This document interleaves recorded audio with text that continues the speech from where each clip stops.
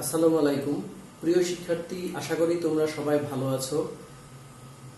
ফুলবাড়ী সরকারি কলেজ কর্তৃক আয়োজিত অনলাইন শিক্ষা কার্যক্রমে তোমাদের স্বাগত জানাচ্ছি। আমি মোহাম্মদ এরশাদ হোসেন, প্রভাষক দর্শন, ফুলবাড়ী সরকারি কলেজ, ফুলবাড়ী, দিনাজপুর।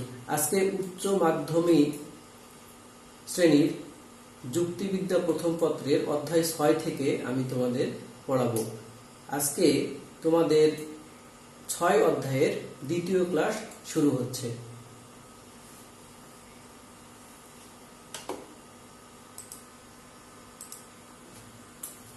তো চলো দেখে নেওয়া যাক আজকের ক্লাসে কি কি থাকছে। আজকের ক্লাসে থাকবে প্রতিবর্তন, প্রতিবর্তনের নিয়মাবলী, এ ই আই ও যুক্তি বাক্যের প্রতিবর্তন, প্রতি আবর্তন, এ ই আই ও যুক্তি বাক্যের আবর্তিত প্রতিবর্তন। ক্লাস শুরু করার আগে আমি কিছু কথা তোমাদের বলে নেই। যারা এর আগের ক্লাসটি করনি তারা আগের ক্লাসটি দেখে নিবে। যুক্তিবিদ্যার বিষয়গুলো ধারাবাহিক প্রক্রিয়ার মতো। আগের ক্লাসটি যদি তোমরা না দেখে থাকো তাহলে এই ক্লাসটি তোমাদের বুঝতে খুব অসুবিধা হবে, আর যদি দেখে থাকো তাহলে খুব সহজেই বুঝতে পারবে। চলো আমরা ক্লাসে চলে যাই। দেখো প্রতিবর্তন কি।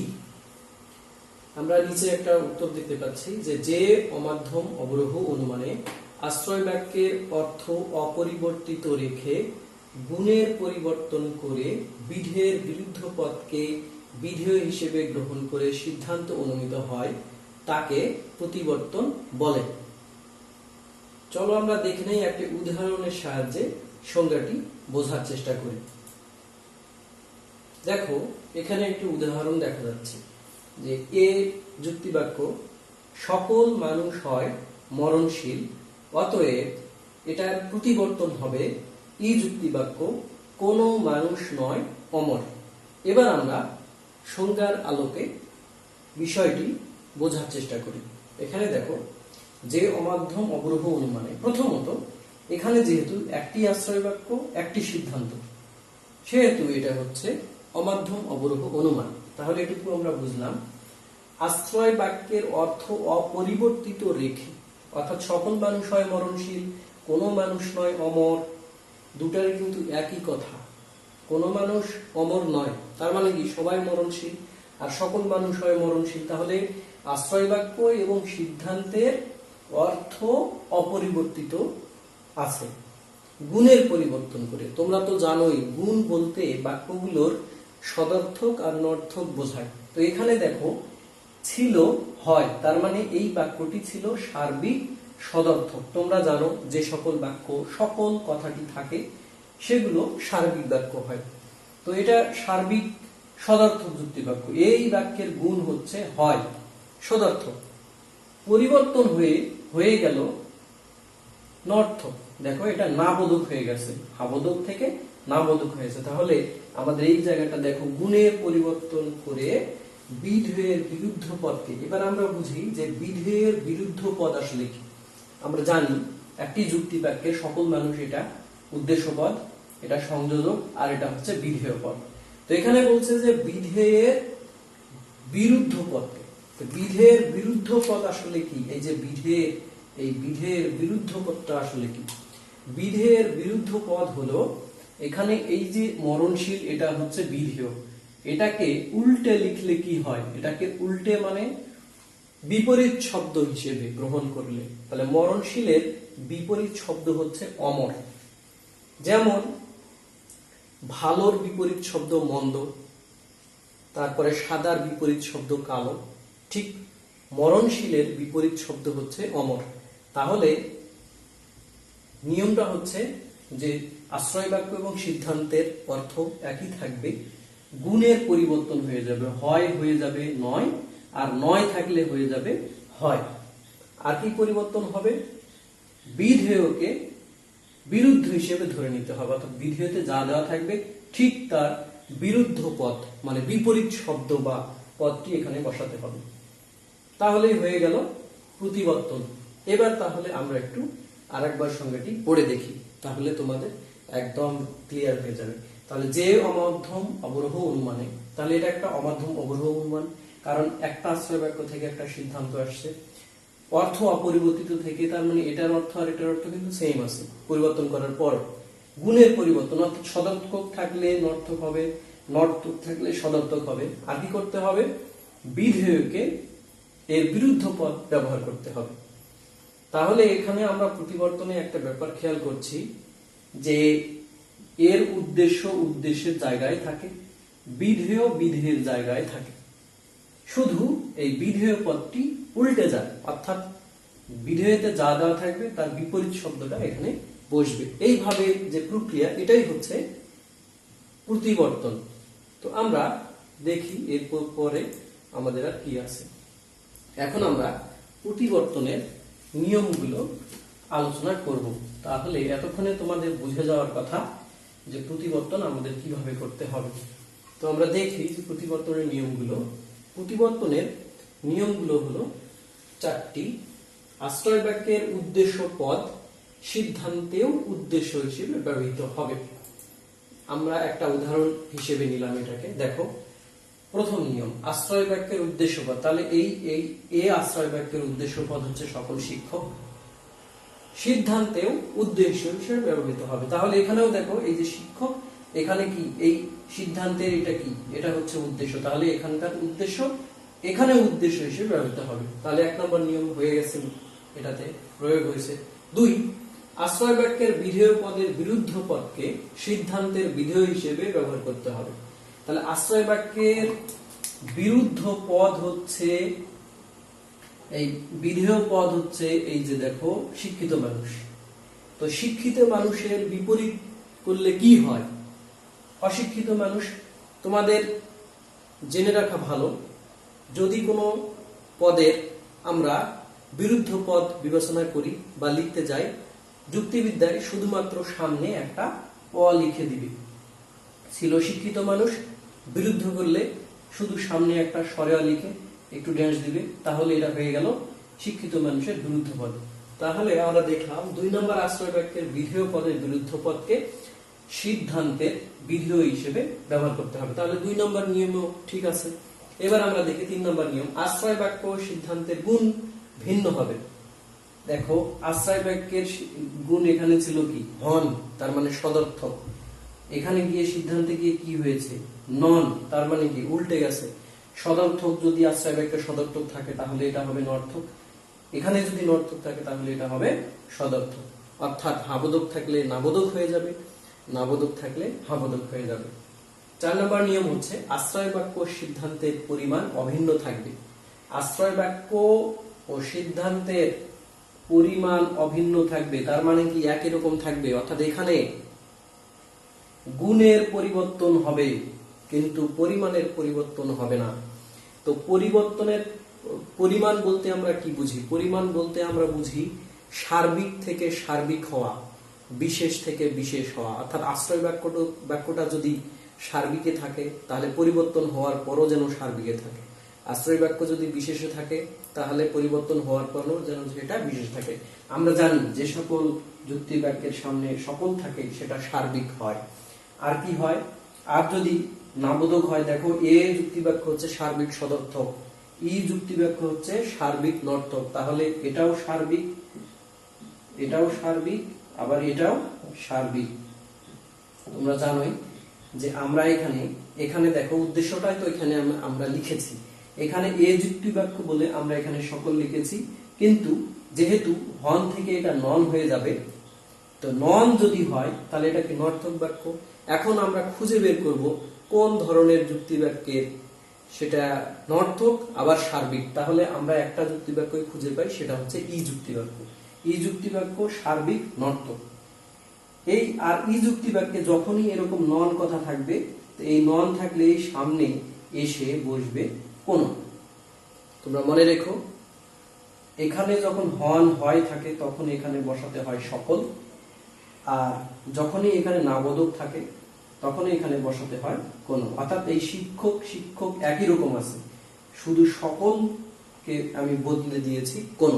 কিন্তু পরিমাণের দিক থেকে সকল শিক্ষক বোঝাতেও সব শিক্ষককে বোঝায়, আবার কোন শিক্ষক বলতেও সকল শিক্ষককে বোঝায়। অর্থাৎ একজনও শিক্ষক খুঁজে পাওয়া যাবে না যিনি অশিক্ষিত। অশিক্ষিত মানুষ আবার কিভাবে শিক্ষক হয়? যদিও আমাদের সক্রেটিস শিক্ষিত ছিলেন না, তিনি নিজেই শিক্ষা উদ্ভাবন করেছেন, তাকে বলা হয় পৃথিবীর প্রথম শিক্ষক। আচ্ছা, তাহলে তোমরা এই বিষয়টি বুঝতে পেরেছো আশা করি। এবার আমরা দেখি পরবর্তী আমাদের এখন আমরা দেখব এ, ই, আই এবং ও যুক্তি বাক্যের প্রতিবর্তন। যুক্তি বাক্যের প্রতিবর্তনের সময় নিম্নের ছকটি তোমাদের মনে রাখতে হবে। এই ছকটি যদি মনে রাখো তাহলে খুব সহজেই তোমরা প্রতিবর্তন করতে পারবে। দেখো, আশ্রয় বাক্য যদি এ হয় তাহলে সিদ্ধান্ত আসে ই, আশ্রয় বাক্য যদি ই হয় তাহলে সিদ্ধান্ত আসবে ও এ, আই থেকে ও, ও থেকে আই। এই ব্যাপারটি খুব সহজেই মনে রাখা যায়। প্রতিবর্তন, দেখো এ আর ই পাশাপাশি আছে। দেখো এখান থেকে যদি আমরা এটাকে বিবেচনা করি তাহলে এ ই পাশে এক জোড়া, আই ও আরেক জোড়া। তো এ ইর মধ্যে কিন্তু এরা পরস্পর চেঞ্জ হয়, এ থেকে ই হয়, ই থেকে এ হয়, আবার এটার ক্ষেত্রে আই থেকে ও হয়, ও থেকে আই হয়। এইভাবে মনে রাখবে, তাহলে তোমাদের মনে রাখা খুব সুবিধা হবে। অর্থাৎ এগুলো এরা যেহেতু পাশাপাশি আছে এজন্য এরা চেঞ্জ হয়, এরা পাশাপাশি আছে এরা চেঞ্জ হয়। কিসের কখন এটা পরিবর্তন, এটা এই নিয়মে মনে রাখতে হবে, প্রতিবর্তনের সময়। তো এখন আমরা দেখি এ বাক্য থেকে ই বাক্য কিভাবে প্রতিবর্তন হবে। তো এখানে দেখো, এখানে এ যুক্তি বাক্য সকল মানুষ হয় মরণশীল। আর একটা কথা, আশ্রয় বাক্যটিকে বলা হয় প্রতিবর্তনীয়, আর সিদ্ধান্ত হিসেবে আমরা যা পাই সেটাকে বলা হয় প্রতিবর্তিত। তো সিদ্ধান্তে আমরা দেখো, আমরা নিয়ম অনুসারে এটা করেছি। তো নিয়মটা কি? যে নিয়ম হচ্ছে যে আমাদের এখানে যা দেওয়া থাকবে, এই যে বিধেয়ের বিরুদ্ধ পদকে বিধেয় বানাতে হবে। তাহলে মরণশীলকে বিরুদ্ধ পদ বানালে কি পাওয়া যাবে? অমর, তাহলে বসানো হলো। আর কি? আর গুণের পরিবর্তন হবে, অর্থাৎ হয় থাকলে নয় হবে, তাহলে হয় ছিল নয় লেখা হলো। এখন এখানে ছিল কি? সকল মানুষ, তাহলে সকল মানুষ, আমরা কি এখানে সকল মানুষ লিখবো?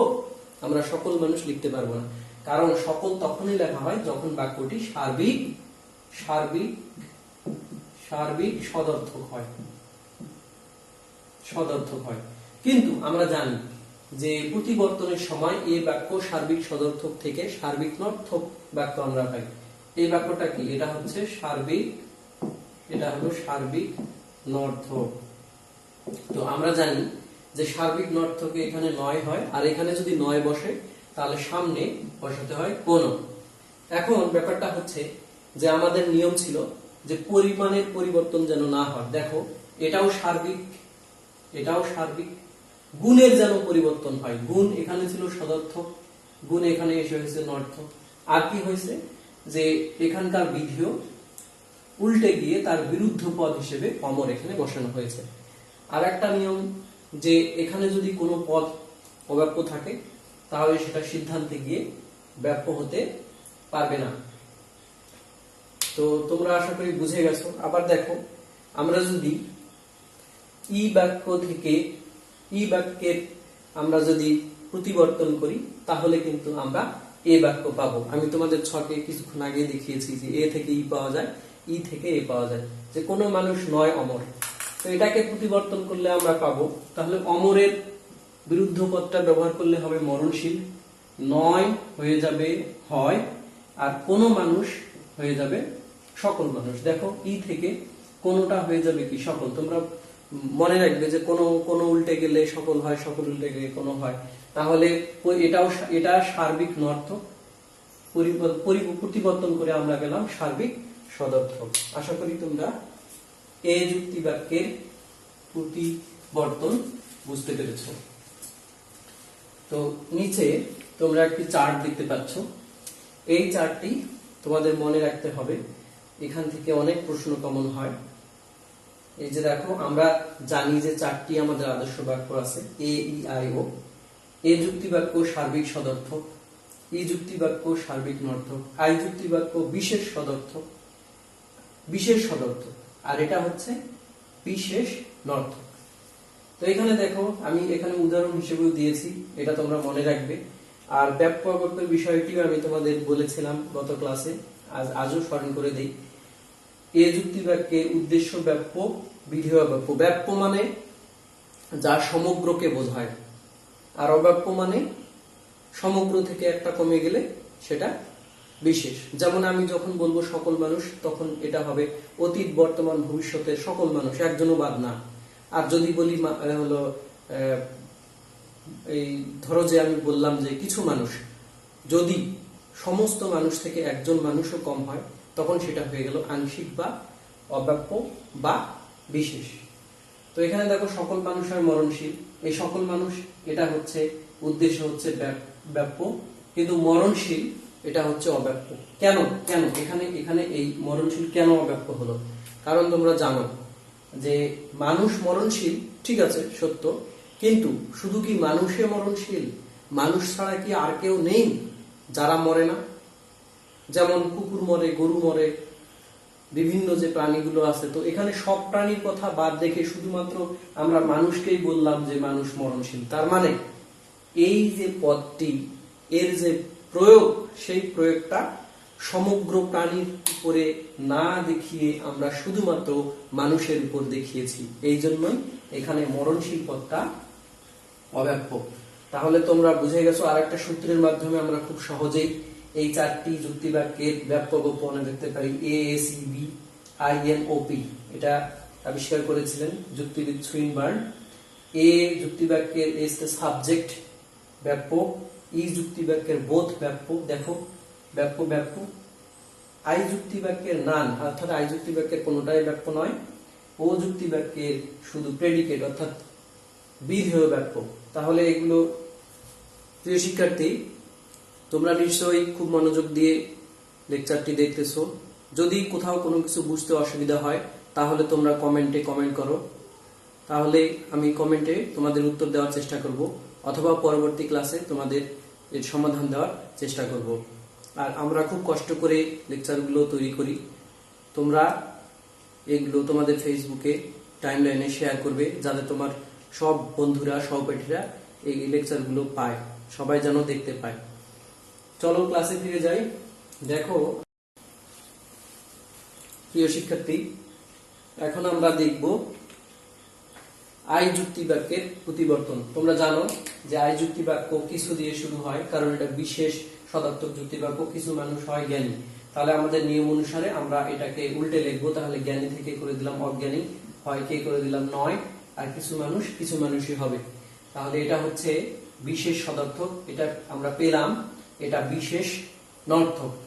আর একটা কথা আমরা জানি, এটার উদ্দেশ্য এটাও অব্যাপ্য, এটাও অব্যাপ্য। তো সিদ্ধান্তে এসে তোমাদের এটা অব্যাপ্য ঠিক আছে, কিন্তু এটা কারণ আমরা জানি ও পি সুইনবার্নের সূত্র অনুসারে ও যুক্তি বাক্যের পি হয় অব্যাপ্য, কিন্তু এখানে দেখো, এখানে আমরা যেহেতু বিরুদ্ধ পদ ব্যবহার করেছি সেহেতু এটা অব্যাপ্যই রয়ে গেছে, কাজেই আমাদের নিয়মের কোনো ব্যত্যয় ঘটেনি।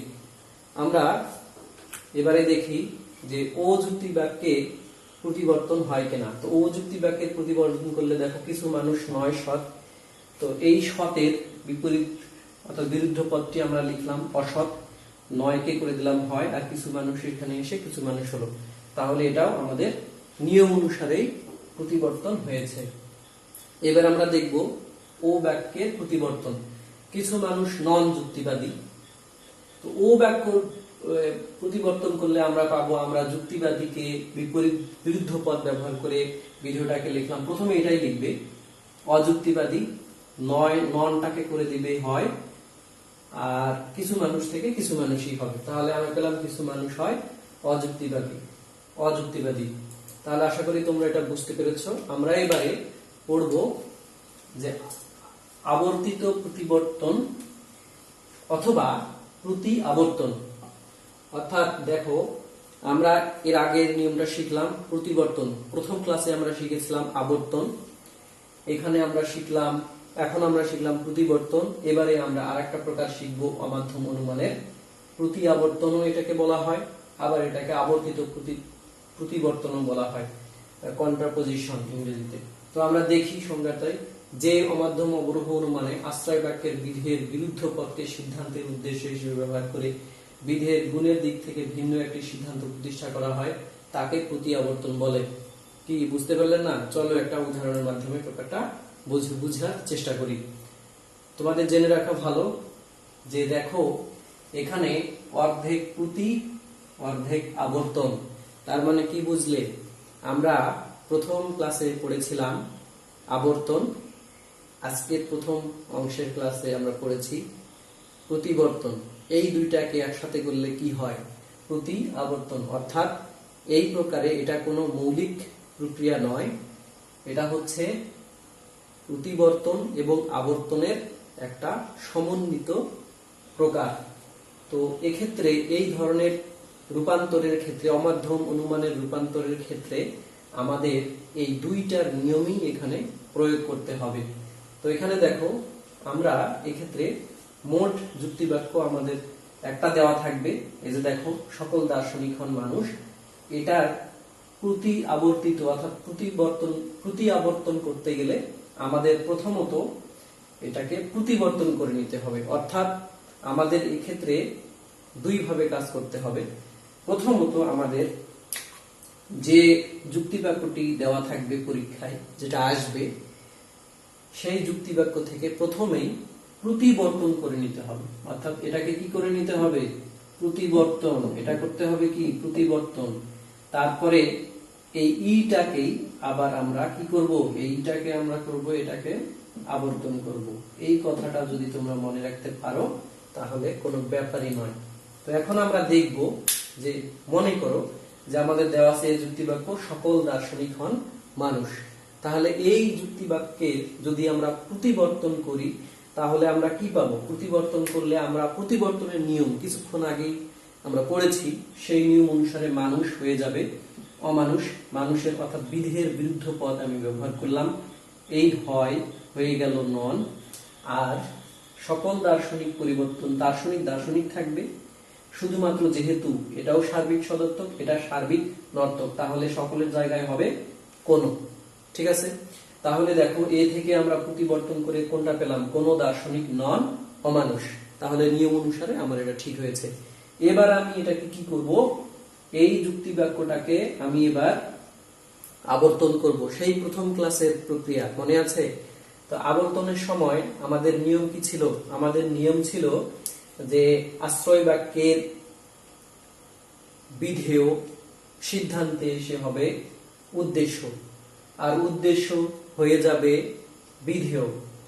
আর কি হবে? গুণের পরিবর্তন হবে না।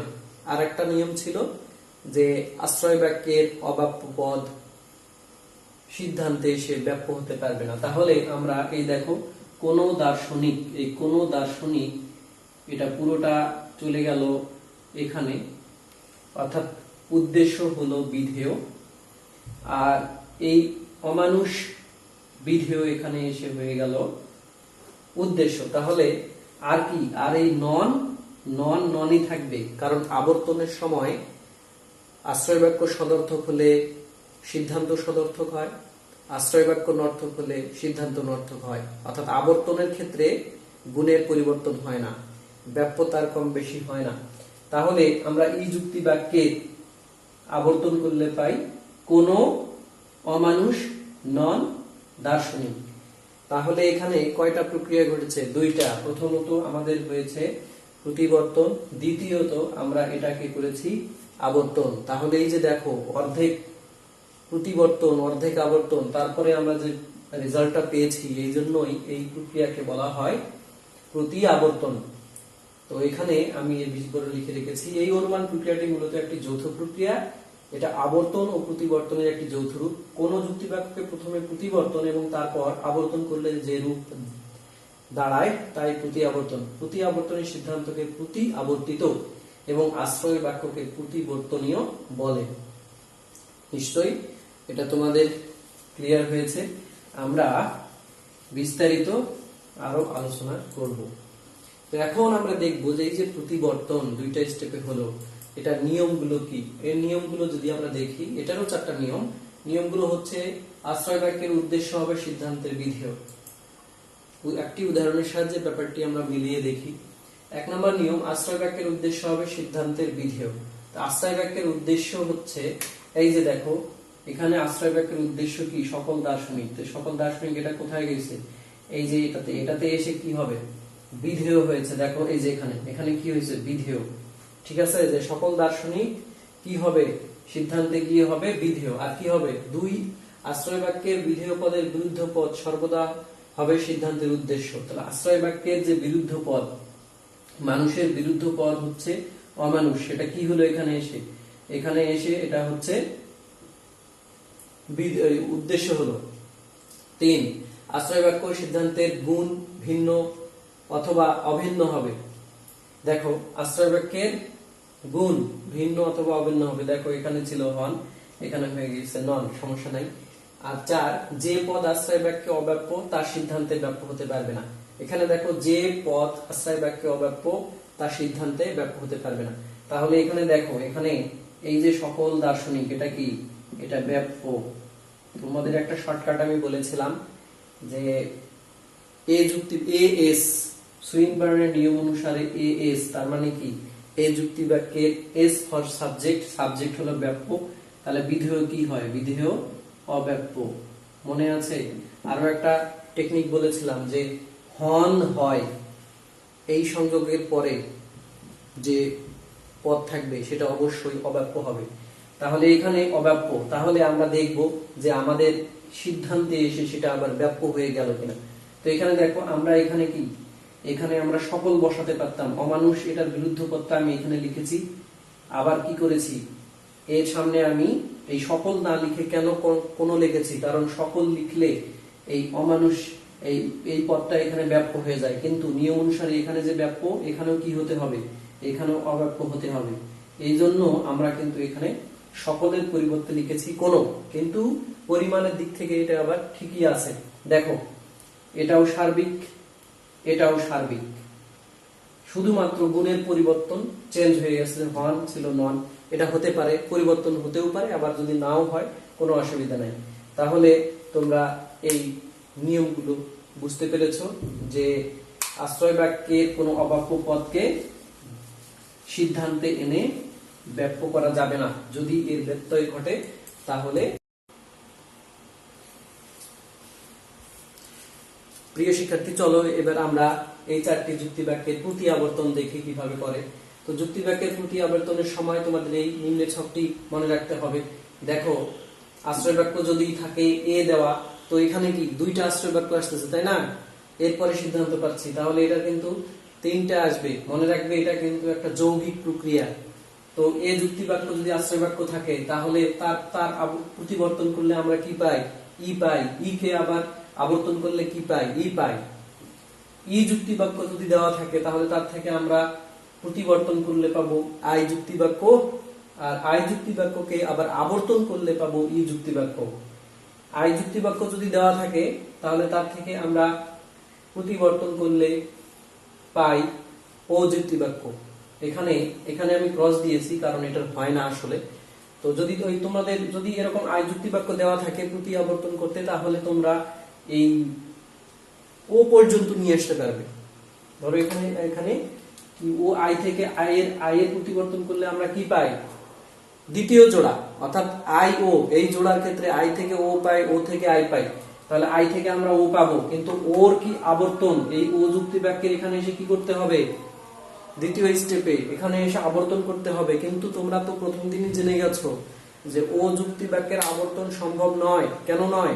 ও যুক্তি বাক্য হচ্ছে বিশেষ নর্থক যুক্তি বাক্য। বিশেষ নর্থক যুক্তি বাক্যকে যদি আমরা আবর্তন করি, তাহলে অব্যাপ্য পদ, আশ্রয় বাক্যের অব্যাপ্য পদ সিদ্ধান্তে এসে ব্যাপ্য হয়ে যায়, যা আমাদের আবর্তনের নিয়মের বিরোধী। কাজেই আই যুক্তি বাক্যের প্রতিবর্তন সম্ভব নয়। তবে আমরা ও যুক্তি বাক্যের প্রতিবর্তনে আই পাই, আয়ের আবার আবর্তন করলে আমরা ও যুক্তি বাক্য পাই। চলো দেখি যে এ যুক্তি বাক্যের প্রতি আবর্তন। তো সকল দার্শনিক হন মানুষ, কোন দার্শনিক নন অমানুষ। তাহলে এটার আমরা প্রথমত প্রতিবর্তন করলাম, বিধেয়ের বিরুদ্ধ পদকে বসালাম অমানুষ, হনকে নন করে দিলাম, সকল দার্শনিক এখানে লিখে দিলাম কোন দার্শনিক। আবার এটা যদি আমি আবর্তন করি, তাহলে আবর্তনের নিয়ম অনুসারে আবর্তনে, মনে রাখবে আবর্তনে উদ্দেশ্য বিধেয় জায়গা বদল করে।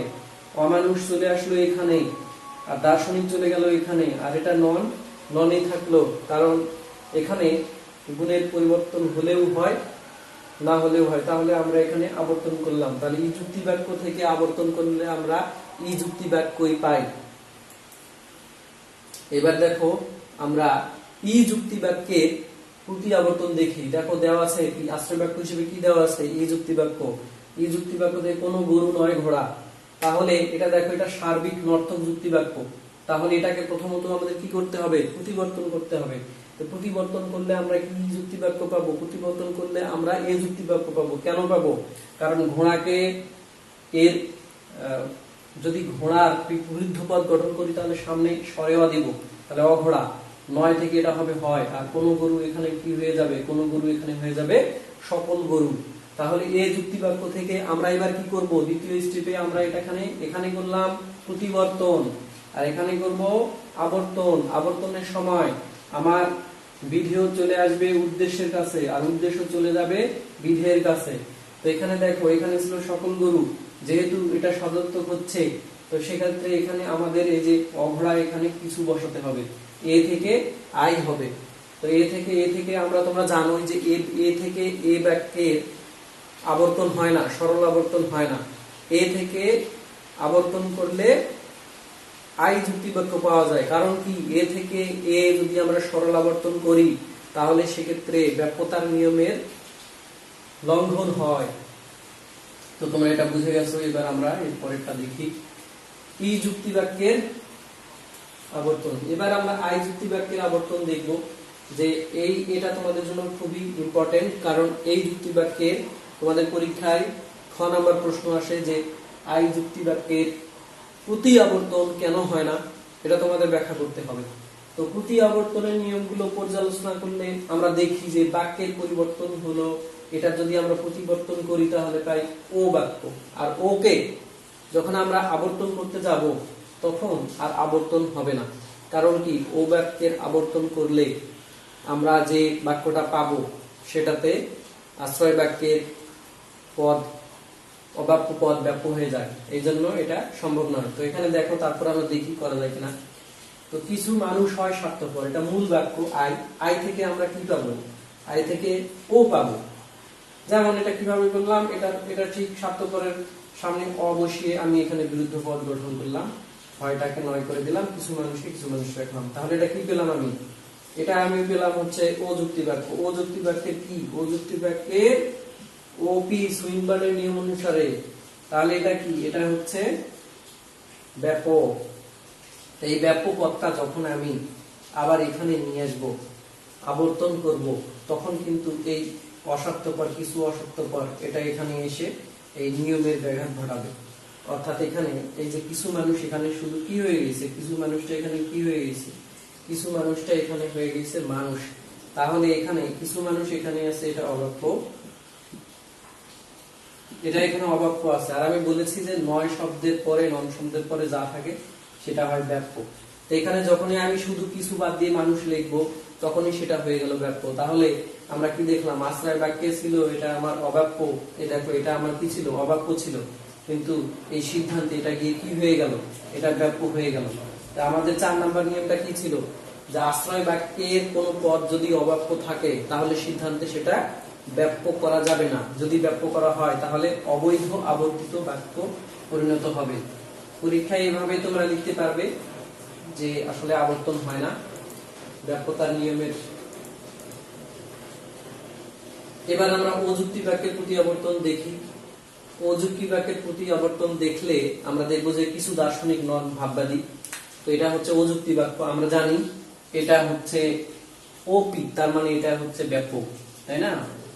আচ্ছা, প্রথমত আমি কি করব, এখানে এনে অযুক্তি বাক্য থেকে কি যুক্তি বাক্য তৈরি হবে, প্রতিবর্তন করলে। মনে করো এটা তুমি জানো না যে এখানে কি যুক্তি বাক্য হবে, তুমি নিয়ম সেখানে আই মনে করো তোমার মনে নাই যে কি তুমি কি যুক্তি বাক্য এটা রূপান্তর করলে প্রতিবর্তন করলে আসবে, তাহলে ভাববাদীকে উল্টে দাও, কি হবে অভাববাদী, ননকে কি করে দিবা, হন করে দিবা।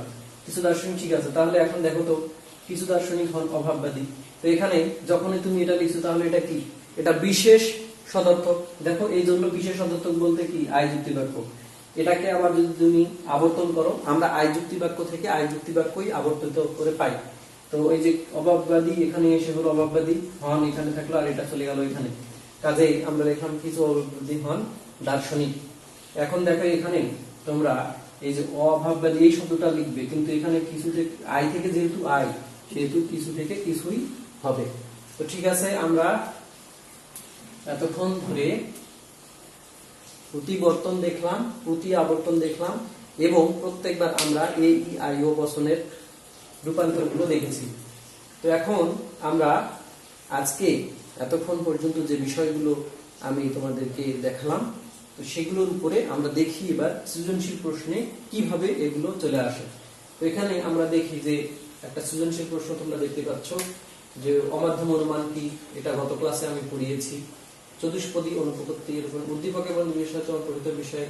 তো এখানে দেখো অমাধ্যম অনুমান কি, এটা কমন করছে এই অধ্যায় থেকে। তোমাদের এই অধ্যায় খুব গুরুত্বপূর্ণ। এই অধ্যায়টা যদি তোমরা কমপ্লিট করো তাহলে এখান থেকে তোমরা 2টা সৃজনশীল প্রশ্ন আসার সম্ভাবনা থাকে। এখানে দেখো এই যে চলে আসছে প্রতি আবর্তন কি। তাহলে আজকের পঠিত বিষয় থেকে যে প্রশ্নগুলো আসতে পারে সে প্রশ্ন হচ্ছে যে প্রতিবর্তন কি, প্রতি আবর্তন কি, প্রতি আবর্তনের নিয়মগুলি কি। তারপর তোমাদের এরকম যুক্তি দিয়ে বলবে যেটা প্রতিবর্তন করো। বিশেষ করে অবজেক্টিভ টাইপ প্রশ্ন এখান থেকে অনেক প্রশ্ন হয়। তাহলে প্রতি আবর্তন কি? প্রতি আবর্তন হচ্ছে যে আশ্রয় বাক্যের অর্থ অপরিবর্তিত রাখতে হয়, গুণের পরিবর্তন করতে হয় এবং বিধেয়ের বিরুদ্ধ পদকে ব্যবহার করতে হয়। উদ্দেশ্য উদ্দেশ্যের জায়গায় থাকে, বিধেয় বিধেয়ের জায়গায় থাকে।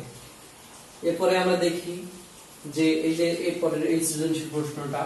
তো এখানে দেখো অমাধ্যম অনুমান কি, তারপরে সকল বক হয় সাদা, কিছু সাদা বক হয় পাখি। তো কিছু ছাত্র হয় পড়ুয়া, কিছু পড়ুয়া মানুষ হয় ছাত্র। এখানে দেখো তাহলে আজকের বিষয় থেকে এটা কি বুঝতে পারছো? কিছু ছাত্র হয় পড়ুয়া, কিছু পড়ুয়া মানুষ হয় ছাত্র। তার মানে কি এরা স্থান বদল করছে, স্থান বদল করলে সেটা কি হয়? সেটা আবর্তন হয়। তো আরেকটা দেখি, সকল বক হয় সাদা, কিছু সাদা পাখি হয় বক, এটা আবর্তন। আচ্ছা, এবার আমরা দেখি এটার ক্ষেত্রে সকল, এই দৃশ্যকল্প 2টাতে খেয়াল করো। সকল কবি হয় শিক্ষিত, কোন কবি নয় অশিক্ষিত। দেখো তাহলে এটা দেখেই তোমাদের বুঝে যাওয়ার কথা এতক্ষণে যে সকল শিক্ষিত এই অ দিয়ে লিখছে, তার মানে বিরুদ্ধ করছে, হয় এখানে নয় হয়েছে, সকল কবি এখানে কোন কবি হয়েছে। তার মানে কি এটা কি প্রতিবর্তন নাকি আবর্তন? বলো তোমরা কমেন্টে লিখে দাও। আমি অনলাইনে আছি, তুমি দেখতেছি, তোমরা দেখো, তোমরা পারবে। এখানে আমরা দেখি যে কিছু মাছ, এখানেও এটা দেখো কিছু মাছ হয় ইলিশ। বাইরে বৃষ্টি চলে এসেছে, তোমাদেরকে বৃষ্টির শুভেচ্ছা। একে তো করোনা, তার উপর আবার বন্যা, কি অবস্থা আমাদের। কিছু মাছ হয় ইলিশ, কিছু মাছ নয় ইলিশ। তাহলে এই দেখো এটা দেখলেই তোমরা বুঝবে, আর হয় নয় এটা দেখেই বুঝবে যে এটা হচ্ছে প্রতিবর্তন। আর একটা প্রশ্ন, এটা পার হয়ে গেল, তোমাদের দেখায়। এখানে দেখো, এখানে ছিল যে ও বাক্যের আবর্তন কি সম্ভব? কিছুক্ষণ আগে পড়িয়েছি, বলো। দেখো ও বাক্যের আবর্তন কি সম্ভব, ও বাক্য এবং কেন নয়। এখানে কিন্তু বলতে হবে যে ও বাক্যের আবর্তন কেন সম্ভব নয়, কারণ ব্যাপ্যতার নিয়মের লঙ্ঘন ঘটে, এই জন্য ও বাক্যের আবর্তন সম্ভব নয়। এখানে দেখো কিছু কাজ হয় ভঙ্গুর, এটা দেখো কিছু কাজ হয় ভঙ্গুর, কিছু কাজ নয় অভঙ্গুর। এটা কি? এটা কি প্রতিবর্তন না আবর্তন নাকি প্রতি আবর্তন? তাহলে এটা হচ্ছে দেখো 2টা আছে, এই জন্য এটা প্রতিবর্তন। কিন্তু যদি 3টা থাকতো তাহলে কি হতো? প্রতি আবর্তন। এবার আমি তোমাদের একটি ছক দেখাবো। এই ছকটা যদি তোমরা মনে রাখতে পারো তাহলে সবগুলো একসাথে খুব সহজেই মনে রাখতে পারবে। তো এই ছক দেখো, আবর্তনের সময় আমরা পড়েছিলাম এ থেকে এ যুক্তিবাক্যের সরল আবর্তন, বিশেষ কিছু যুক্তিবাক্য ছাড়া হয় না। তাহলে এ থেকে কি হয়? আই হয়। ই থেকে কি হয়? ই হয়। আই থেকে আই হয়, ও থেকে হয় না। দেখো এক্স মানে এটা কিন্তু কাটা, ও ও যুক্তিবাক্যের আবর্তন সম্ভব নয়, ব্যাপ্যতার নিয়মের লঙ্ঘন ঘটে। প্রতিবর্তনের ক্ষেত্রে আমরা দেখলাম এ থেকে আমরা প্রথমে ই পাই, ই থেকে আবার আবর্তন করলে ই পাই। তাহলে কি দেখো এখানে আমরা এ থেকে ই পাই, ই থেকে এ পাই, অর্থাৎ এই ক্ষেত্রে আমি তোমাদের বলেছিলাম জোড়ায় জোড়ায় মনে রাখার জন্য এ ই পাশাপাশি, মনে করো এ ই পাশাপাশি, তো একবার এইরকম একবার এইরকম, দেখো এ ই ই এ, আর আই ও পাশাপাশি, তাহলে আই থেকে ও হয়, ও থেকে আই হয় প্রতিবর্তনের ক্ষেত্রে। কিন্তু প্রতি আবর্তনের ক্ষেত্রে দেখো তিনটা করে থাকবে। এ যুক্তিবাক্য থেকে আমরা ই পাই, ই থেকে আবার ই পাই। এ ই যুক্তিবাক্যে প্রথমে প্রতিবর্তন করলে এ পাই, এ কে আবর্তন করলে আই পাই, আই থেকে ও পাই, ওকে আর কিন্তু আবর্তন করা যায় না, এটা বিশেষ করে খেয়াল রাখো। আই যুক্তিবাক্যের প্রতি আবর্তন হয় না, ও যুক্তিবাক্যের আবর্তন হয় না। এই দুটা প্রশ্ন আসবে অবজেক্টিভে। ও যুক্তিবাক্য থেকে আমরা প্রতি আবর্তন করলে আই যুক্তিবাক্য পাই। এবার আমরা আমাদের আজকের পঠিত বিষয় থেকে কিছু এমসিকিউ প্রশ্ন দেখি। এ যুক্তিবাক্যের আবর্তন করতে চাইলে নিচের কোনটি পাওয়া যাবে? তো এ যুক্তিবাক্যের আবর্তন করলে আমরা নিচের কোনটি পাবো? এ পাবো বিশেষ যুক্তিবাক্যের ক্ষেত্রে। তো এখানে বিশেষ যুক্তিবাক্যের কথা বলে নাই, তাহলে এ থেকে আমরা কি পাবো? এ থেকে আমরা আই যুক্তিবাক্য পাবো। তোমাদের এই যে আই, এ থেকে আই পাওয়া যায়। ই যুক্তিবাক্যের আবর্তন কি হবে? ই যুক্তিবাক্যের আবর্তন ই হয়। আমি তোমাদের ছোট্ট বলেছিলাম এ থেকে আই হয়, ই থেকে ই হয়। কোন বাক্যকে আবর্তন করা যায় না, তাহলে ও, এই যে দেখো ও যুক্তিবাক্যকে আবর্তন করা যায় না। প্রতিবর্তনীয় সকল মানুষ হয় মরণশীল। ধরো এটা দেওয়া আছে, বাক্যটির প্রতিবর্তিত রূপ কোনটি? তাহলে প্রতিবর্তিত মানে কি? মানে হচ্ছে মরণশীলকে বিরুদ্ধ পদ আকারে লিখতে হবে। তাহলে মরণশীল হয়ে যাবে অমর, হয় হয়ে যাবে নয়, সকল মানুষ হয়ে যাবে কোন। তাহলে এটা কোনটা ঠিক হবে বলো তো?